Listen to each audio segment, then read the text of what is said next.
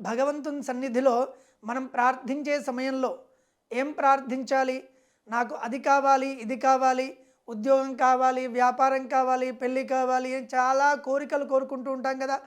అలా కోరికలు కోరుకుంటూ ఉంటూ కూడా భగవంతుని సన్నిధిలో ఒకటి ప్రార్థించాలి.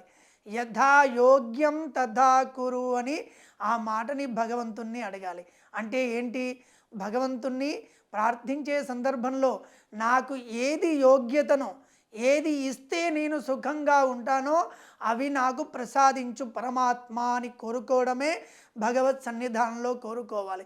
ఎందుకు అనంటే మనం కోరుకునే కోరిక ద్వారా మనకు సుఖం కలుగుతుందో దుఃఖం కలుగుతుందో మనకు తెలియదు. అవన్నీ భగవంతుని మీద విడిచిపెట్టాలి. భగవంతుని ఏం కోరుకోవాలి?